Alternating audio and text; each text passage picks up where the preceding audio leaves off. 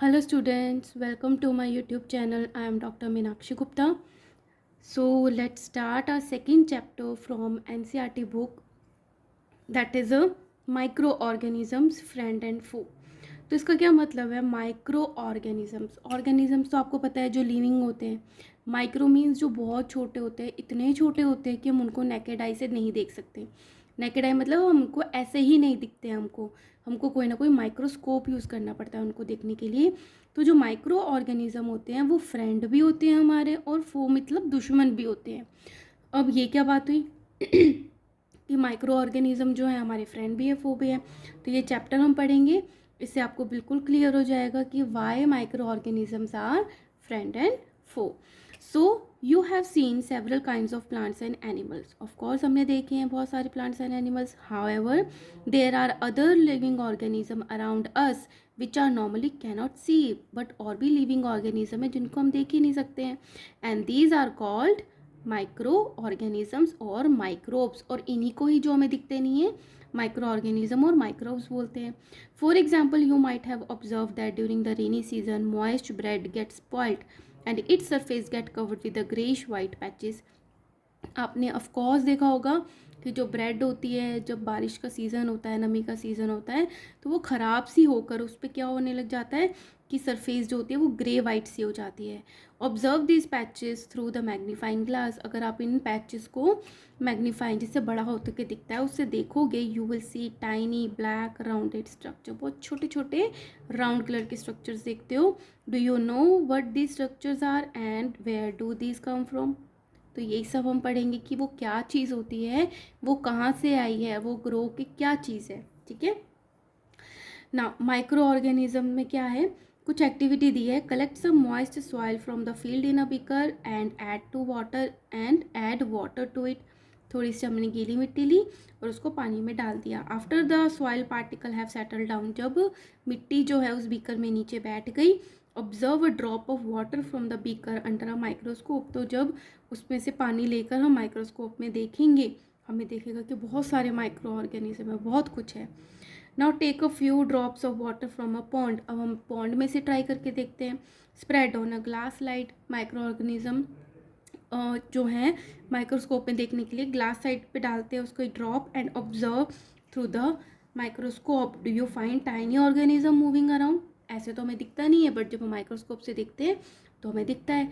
These observation show that water and the soil are full of tiny organism.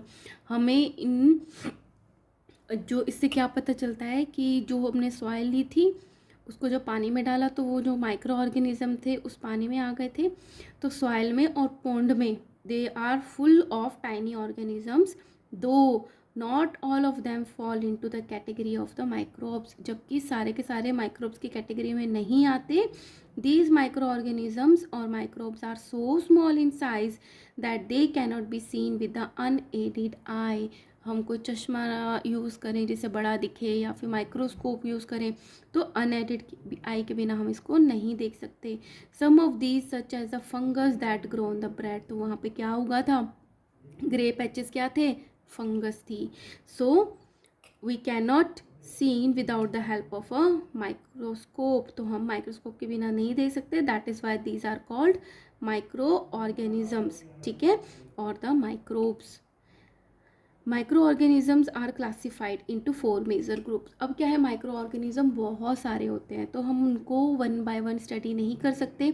तो हम क्या करते हैं, एक जैसे करेक्टर वाली चीज़ों को एक ग्रुप में डाल देते हैं, उस ग्रुप को स्टडी कर लेते हैं, और सिमिलर करेक्टर वालों को दूसरे ग्रुप में डाल देते हैं. तो इसी तरीके से क्या किया, जो माइक्रो ऑर्गेनिजम्स हैं उनको क्लासीफाई कर दिया, डिवाइड कर दिया 4 मेजर ग्रुप्स में. और ये ग्रुप्स कौन से हैं? Bacteria, fungi, protozoa and some algae. कौन कौन से हैं? Bacteria, fungi, protozoa and some algae. Some of these common micro organisms are shown in figure 2.1 to 2.4. तो यहाँ पे दिखाया गया बैक्टीरियाज है. ये नेक्स्ट पेज पे हम स्टडी कर लेंगे. चलो, now come to the viruses. ये वायरस कहाँ से आ गया? Viruses are also microscopic. Virus भी माइक्रोस्कोप से ही दिखते हैं. But are different from other micro organism. तो बड़ी इंटरेस्टिंग बात है, ये इन माइक्रो ऑर्गेनिज्म से कैसे डिफरेंट है।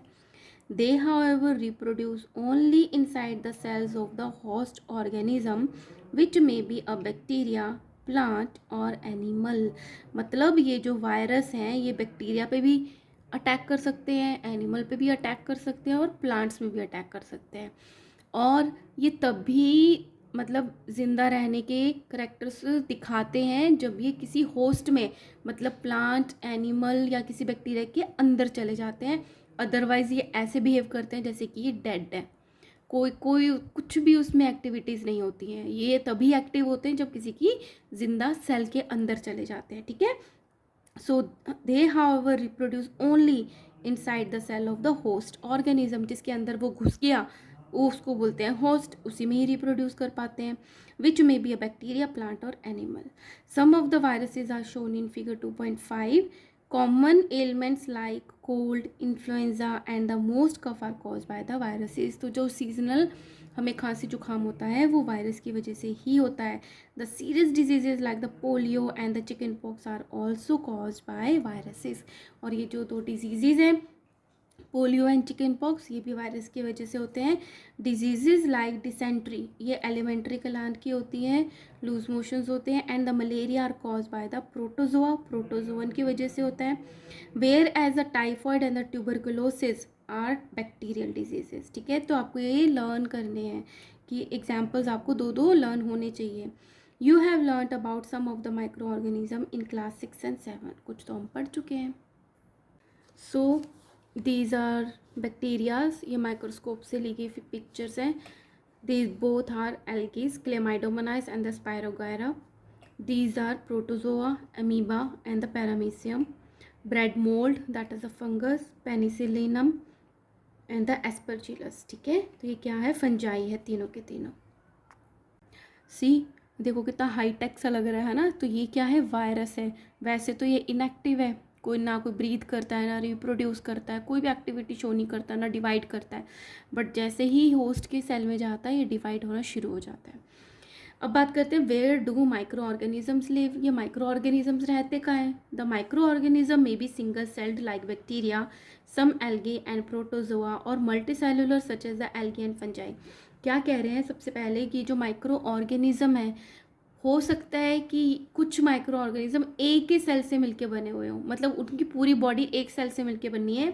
और उनके एग्जाम्पल्स है algae, protozoa, sorry like bacteria है, ठीक है। बैक्टीरिया सिंगल सेल्ड होते हैं। बट कुछ जो माइक्रो ऑर्गेनिजम्स होते हैं वो क्या है, एल्गी एंड फंजाई, ये क्या है, मल्टी सेलुलर है, ठीक है। बैक्टीरिया, कुछ एल्गी और प्रोटोजोआ सिंगल सेल्ड है, और जो एल्गी और फंजाई हैं वो मल्टी सेलुलर, मतलब एक से ज़्यादा सेल्स उनकी बॉडी में होती हैं। They live in all types of environment, हर तरीके के एनवायरनमेंट में प्रेजेंट है। Ranging from ice cold climate to the hot springs, मतलब बहुत ठंडी जगह जहाँ पे बर्फ़ है वहाँ पे भी प्रेजेंट होते हैं, या जहाँ हॉट स्प्रिंग्स है वहाँ पे भी प्रेजेंट होते हैं। And the desert to the marshy land, जहाँ डेजर्ट है वहाँ पे भी प्रेजेंट है। मार्शी मतलब कीचड़ सा एरिया, वहाँ पे भी प्रेजेंट है। They are also found inside the body of the animals including humans, हमारी बॉडी के अंदर भी माइक्रो ऑर्गेनिजम्स है। Some micro organism grow on other organisms while other exist freely.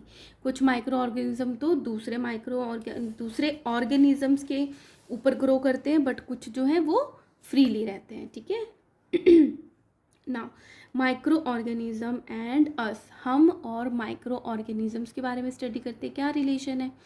So micro organism play an important role in our life. ये जो micro organisms हैं ये हमारी लाइफ में बहुत इंपॉर्टेंट रोल प्ले करते हैं। कैसे, some of them are beneficial in many ways whereas some others are harmful and cause diseases. कुछ तो बेनिफिशियल हैं, हमारा फ़ायदा करते हैं, बट जो कुछ हैं वो डिजीज़ को कॉज करते हैं।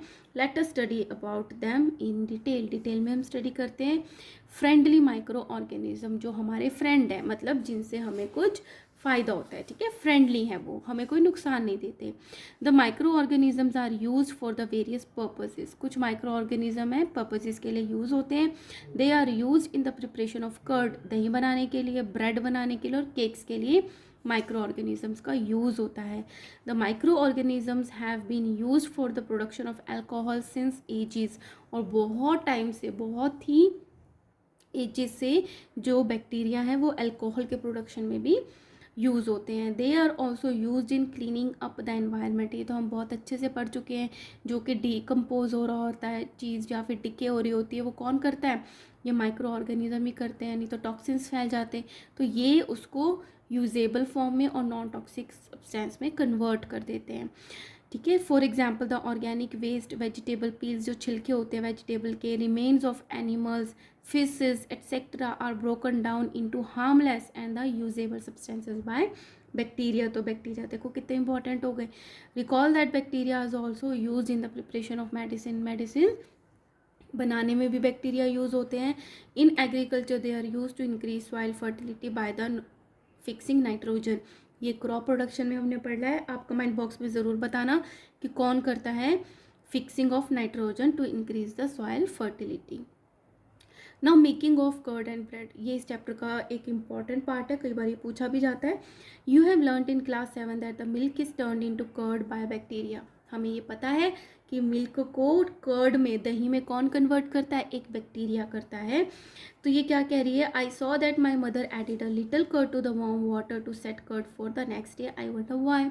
कि इसने, पहली ने अपनी मदर को देखा है, जो उसकी मम्मा दही जमाते हैं तो पहले दूध को गुनगुना करते हैं और उसमें 1 चम्मच दही डाल के रख देते हैं। ऐसा करने से क्या दही जम जाता है? क्यों जम जाता है और कैसे जम जाता है? The curd contain several micro organism, क्योंकि उस कर्ड में माइक्रो ऑर्गेनिजम्स होते हैं बहुत सारे। For these the bacterium lactobacillus, और उस कौन सा बैक्टीरिया प्रेजेंट होता है? Lactobacillus promote the formation of curd, और वही जो बैक्टीरिया है लैक्टोबैसिलस वो उस दूध को कर्ड में कन्वर्ट करता है। It multiplies in the milk and converts it into curd. Bacteria are also involve in the making of cheese, pickles and many other food items. तो दूसरे फूड आइटम्स बनाने के लिए भी बैक्टीरियाज यूज होते हैं। An important ingredient of the rava, idli and bhatura is curd. जब भटूरा बनते हैं या इडली बनते हैं तो भी दही ऐड होती है। So can you guess why? Bacteria and yeast are also helpful for fermentation in the rice, idli and the dosa batter. और बैक्टीरिया और ईस्ट भी यूज़ होते हैं क्योंकि फर्मेंट करके कार्बन डाइऑक्साइड गैस बनाते हैं जो उनके पोर्स में इकट्ठी हो जाती है। तो जब हम बनाते हैं तो सॉफ्ट स्पॉन्जी और फुली हुई बनती हैं। ठीक है। एक एक्टिविटी है 2.3, टेक हाफ kg फ्लोर, आटा और मैदा ले लिया, या तो आटा ले लिया या मैदा, add some sugar and mix with warm water, और शुगर में थोड़ा गुनगुना पानी डाल दिया। Add a small amount of yeast powder and knead to make a soft dough, और थोड़े से पानी जो लिया था हमने गुनगुना चीनी के साथ, उसमें थोड़ा ईस्ट डाल दिया और उस आटे को हमने गूंद दिया। What do you observe after 2 hours? 2 hours के बाद देखोगे इतना सा आटा लगाया तो वो इतना फूल गया। Did you find the dough rising? Yes, हमें दिखा कि वो रेज हो गया, बड़ा हो गया। द ईस्ट रिप्रोड्यूसेस रैपिडली, अब हमने क्या ईस्ट डाला था ना, वही मल्टीप्लाई होता रहा। प्रोड्यूसेस कार्बन डाइऑक्साइड, और क्या प्रोड्यूस करता रहा? Carbon dioxide during the respiration, जब वो रेस्पायर कर रहा था। और उसने अपनी एनर्जी के लिए, ग्रो करने के लिए क्या यूज़ किया? शुगर को, जो हमने शुगर डाली थी। The bubbles of the gas fill the dough, अब ये जो कार्बन डाइऑक्साइड बन रही थी वो उस डो में बबल्स बनाने लग गया एंड इंक्रीज इट्स वॉल्यूम, जिससे वॉल्यूम बढ़ गई। And this is the basis of the use of east in baking industries for making bread, pastries and the cakes. तो आपने देखा होगा ब्रेड्स में भी छोटे छोटे पोर्स होते हैं, पेस्ट्रीज में भी होते हैं, केक्स में भी होते हैं, वो सिर्फ इसी की वजह से होते हैं, कार्बन डाइऑक्साइड गैस जो है उनमें फिलअप हो जाती है। Now the commercial use of the micro organism, commercially मतलब अर्न करने के लिए कैसे यूज़ होता है? The micro organism are use for the large scale production of alcohol, alcohol की बहुत ज़्यादा प्रोडक्शन के लिए माइक्रो ऑर्गेनिज्म यूज़ होते हैं। वाइन के प्रोडक्शन के लिए। And the acetic acid, acetic acid क्या होता है? विनेगर, ठीक है, सिरका। The east is use for commercial production for alcohol and the wine, east use होता है बहुत बड़े लेवल पे जब अल्कोहल और वाइन बनती है। For this purpose east is grown on the natural sugar present in the grains like the barley, wheat, rice, crushed fruit juices. तो क्या करते हैं, जैसे बार्ले है, ज्वार है, वीट है, राइस है और फ्रूट जूसेस है ना, उसमें ईस्ट को डाल देते हैं। ठीक है, और शुगर तो होती है इनमें, नेचुरल शुगर्स, तो उसी पे ही वो जो ईस्ट है वो ग्रो करता रहता है, उसको फर्मेंट करता रहता है, इसी से ही अल्कोहल बन जाता है।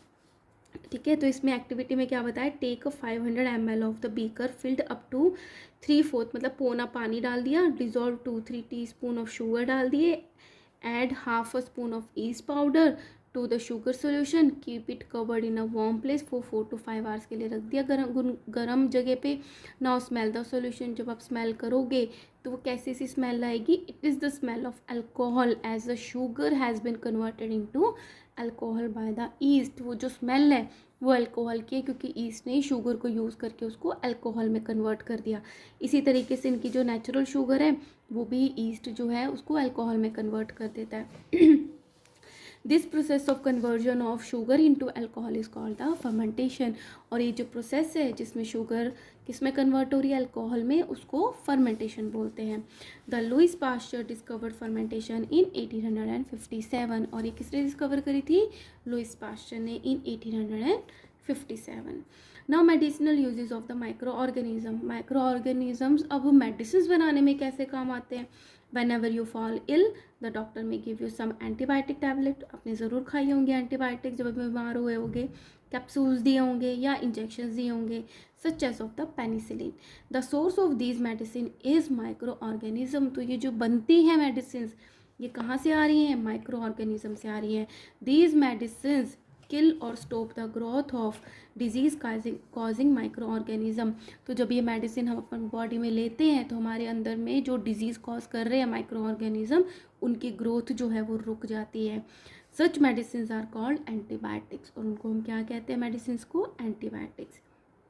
These days a number of antibiotics are being produced from bacteria and fungi. बहुत सारी मेडिसिन हैं आजकल जो बैक्टीरिया और फंजाई से बनती हैं, like streptomycin, tetracycline and the erythromycin are some of the commonly known antibiotics. ठीक है, अभी ये थोड़ा सा पढ़ लेते हैं। In 1929 Alexander Fleming was working on a culture of disease causing bacteria.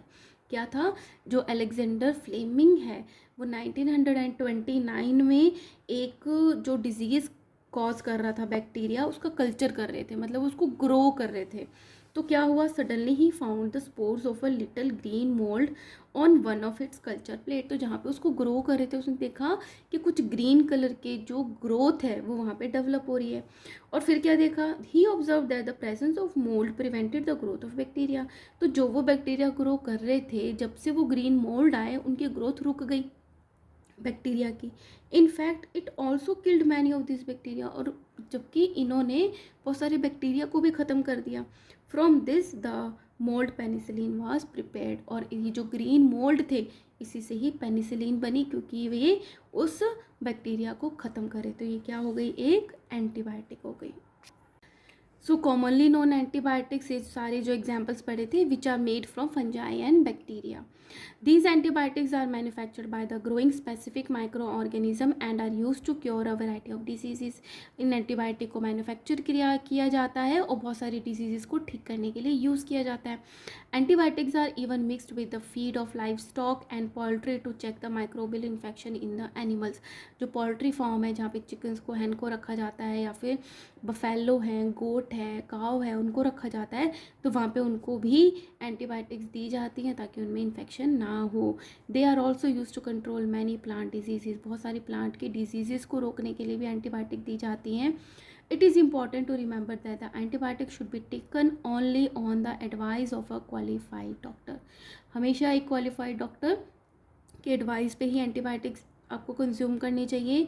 Also you must complete the course of prescribed by the doctor. बहुत सारे लोग ऐसे हैं, मैंने 3 दिन खाई थी और मैं ठीक हो गया था, तो मैंने सोचा मैं और क्यों लूँ, जबकि डॉक्टर ने लिखी थी 5 डेज़ की और 7 डेज़ की। तो ये नहीं करना है।